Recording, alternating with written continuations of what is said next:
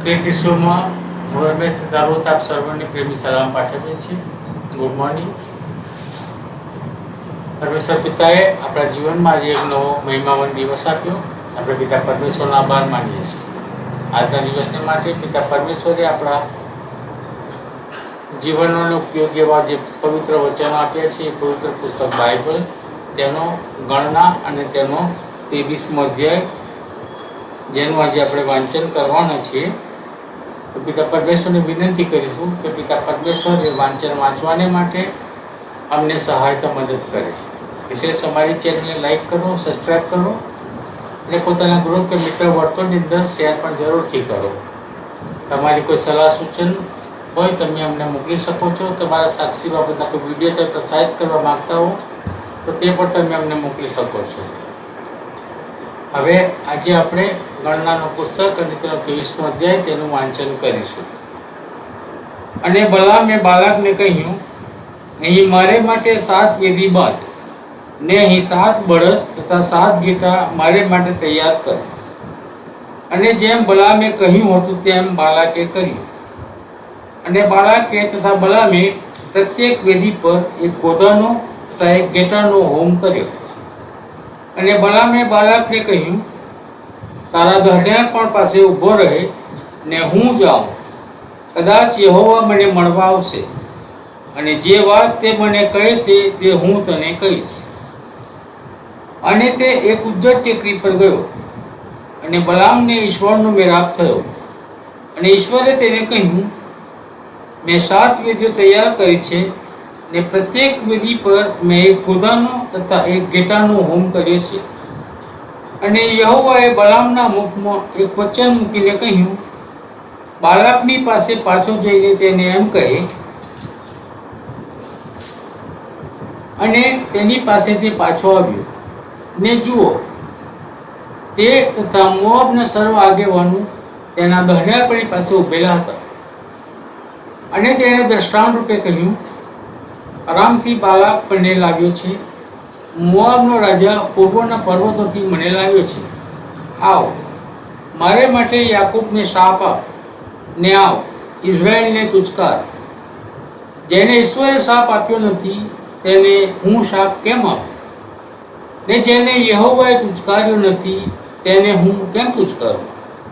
કેમ કે ખડકોના શિખર પરથી હું તેને જોઉં છું ને ડુંગરો પરથી તેને નિહાળું છું. જુઓ, તેઓ અલાયદા રહેનાર લોક છે અને દેશ જાતિઓ ભેગા તેઓ ગણાશે નહીં. યાકૂબની રજને કોણ કરી શકે? અથવા ઇઝરાયલના ચતુર્માસની ગણતરી કોણ કરી શકે? મારો પ્રાણ ન્યાયને મોતે મરે અને તેના જેવો મારો અંત આવે. અને બાલાકે બલામને કહ્યું, આ તે મને શું કર્યું છે? મારા શત્રુઓને શાપ આપવાને મેં તને બોલાવ્યો ને જુઓ, તે તો તેઓને નડ્યો આશીર્વાદ જ આપ્યો છે. અને તેણે ઉત્તર આપ્યો, યહોવા મારા મુખમાં જે મૂકે છે તે બોલવાને શું મારે સંભાળ ન રાખવી? અને બાલાકે તેને કહ્યું, કૃપા કરીને મારી સાથે બીજે ઠેકાણે આવ કે જ્યાંથી તું તેઓને જોઈ શકે. તું ફક્ત તેઓના સૌથી છેડા પરના ભાગને જ જોઈશ ને તેઓ સર્વને તું નહીં જુએ.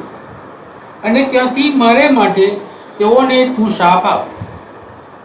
અને તેણે બલામને સોફીમની શેણમાં પિસગાના શિખર પર લાવીને 7 વેદીઓ બાંધી ને પ્રત્યેક વેદી પર એક ગોધાનો તથા એક ઘેટાનો હોમ કર્યો. અને તેણે બાલાકને કહ્યું, અહીં તારા ધણિયાપણની પાસે ઊભો રહે ને હું ત્યાં જઈને યહોવાને મળું. અને બલામને યહોવાનો મેળાપ થયો ને તેના મુખમાં એક વચન મૂકીને ઈશ્વરે કહ્યું, બાલાકની પાસે પાછો જઈને તેને એમ કહે. અને તે બાલાકની પાસે આવ્યો ને જુઓ, તે પોતાના ધણિયાપણની પાસે ઊભો હતો ને તેની સાથે મોઆબના આગેવાનો પણ હતા. અને બાલાકે તેને કહ્યું, યહોવાએ તને શું કહ્યું છે? અને બલામે દ્રષ્ટાંત રૂપ કહ્યું, બાલાક, ઉઠ ને સાંભળ. હે શિપ્પોરના દીકરા, મારી વાતને કાન ધર. ઈશ્વર માણસ નથી કે તે જૂઠું બોલે. તે માણસનો પુત્ર નથી કે તે પોતાના વિચાર બદલે. શું પોતાનું કહેવું તે નહીં કરે, અથવા પોતાનું બોલવું તે પૂરું નહીં કરે? જુઓ, આશીર્વાદ આપવાની આજ્ઞા મને મળી છે, અને તેમણે આશીર્વાદ આપ્યો છે, ને હું તે ઉલટાવી નાખી શકતો નથી. તેમણે યાકૂબમાં ન્યાય જોયો નથી, અને ઇઝરાયલમાં તેમણે આડાપણું જોયું નથી. યહોવા તેનો ઈશ્વર તેની સાથે છે, અને તેઓ મધ્યે રાજાનો જય જયકાર છે. ઈશ્વર મિસરમાંથી તેઓને કાઢી લાવ્યો, તેને જાણે કે જંગલી ગોધાના જેટલું બળ છે. યાકૂબ પર નિશ્ચય કંઈ મંત્ર નહીં ચાલે, અને ઇઝરાયલ પર કંઈ શકુન નહીં ચાલે. હવે યાકૂબ તથા ઇઝરાયલ વિશે કહેવાશે કે ઈશ્વરે કેવું કર્યું છે. જુઓ, લોક સિંહણની પેઠે ઉઠે છે, અને સિંહની પેઠે ઊંચા થાય છે. તે શિકાર ખાય અને મારીને રક્ત પીવે ત્યાં લગી તે સૂઈ જશે નહીં. અને બાલાકે બલામને કહ્યું, તેમને બિલકુલ શાપ ના, તેમજ તેમને બિલકુલ આશીર્વાદ પણ ના. પણ બલામે ઉત્તર આપીને બાલાકને કહ્યું, શું મેં તને નહોતું કહ્યું કે યહોવા જે કંઈ બોલે તે જ મારે કરવું પડશે? અને બાલાકે બલામને કહ્યું, ચાલ ત્યારે હું તને બીજે ઠેકાણે લઈ જઈશ. કદાચ ઈશ્વર એવી કૃપા કરે કે ત્યાંથી તું મારે માટે તેઓને શાપ આપે. અને બાલાક બલામને યસીમોન સામેના પેઓરના શિખર પર લાવ્યો.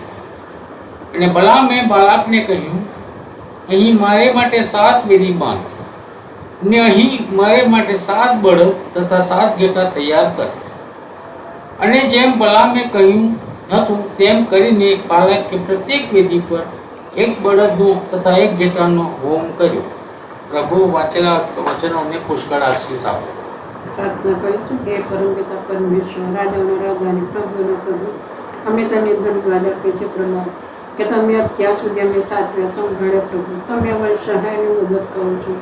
તમારા પુષ્કળ આશીષ અને કૃપાથી બાપ અમે ભરું છું. એના માટે પણ અમે તમારા પુષ્કળ આભાર માનીએ છીએ.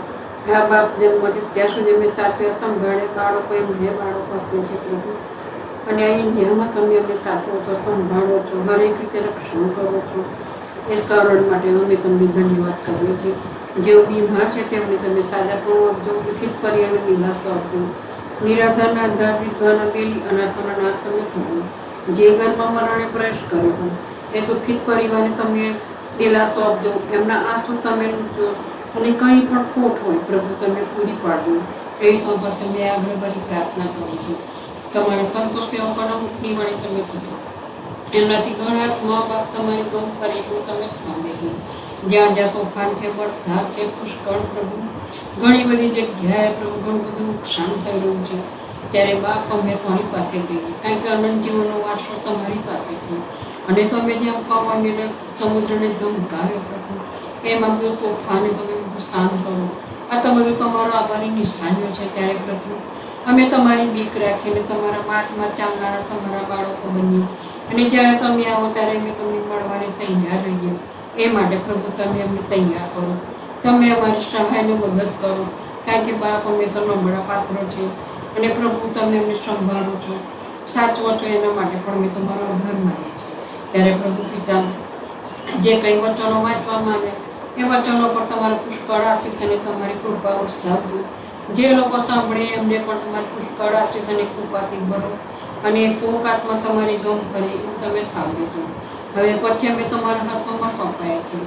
જે કંઈ માંગ્યું તમારા દીકરા ઈસુ ખ્રિસ્તના જેના નામથી માંગીએ છીએ. સાંભળો અને ચૂકા કરજો. આમેન. આમેન.